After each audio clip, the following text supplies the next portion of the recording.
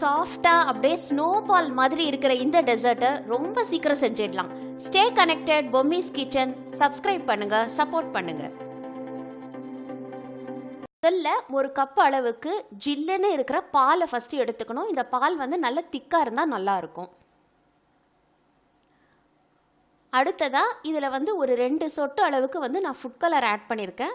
இது ஆப்ஷனல் தான், கம்பல்ஷன் கிடையாது. நீங்கள் வேணான்னா ஆட் பண்ண வேணாம். இந்த பாலில் வந்து இந்த ஃபுட் கலர் வந்து ஃபஸ்ட்டு நல்லா கலந்துடலாம்.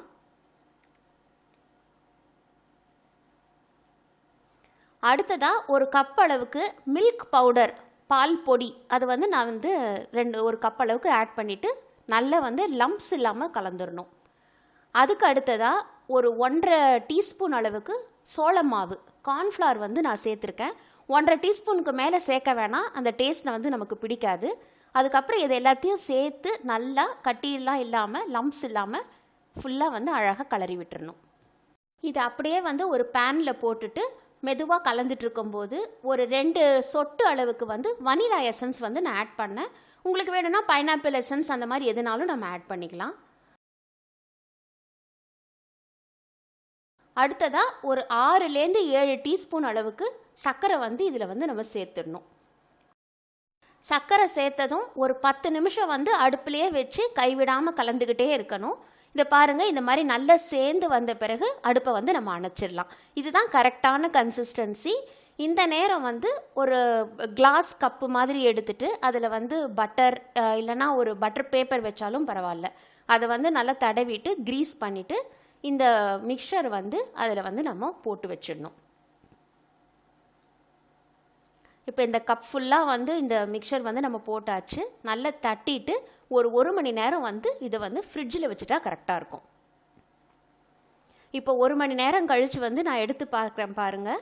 இந்த கார்னர்ஸ் எல்லாம் எதுவுமே ஒட்டவே இல்லை, நல்லா அழகாக பிரிஞ்சு வந்துருச்சு, நல்ல சில்லுன்னு இருக்குது. இந்த டைம் வந்து இது மேலே வந்து ஒரு கிளாஸ் பிளேட் வச்சு மூடிட்டு அதை அப்படியே நம்ம வந்து திருப்பி போட்டுடலாம், ஃப்ளிப் பண்ணிடலாம் அப்படியே. இப்போ பாருங்கள் எவ்வளோ அழகாக விட்டு வருதுன்னுட்டு. ரொம்ப கேர்ஃபுல்லாக பொறுமையாக வந்து இதை நம்ம வந்து எடுக்கணும்.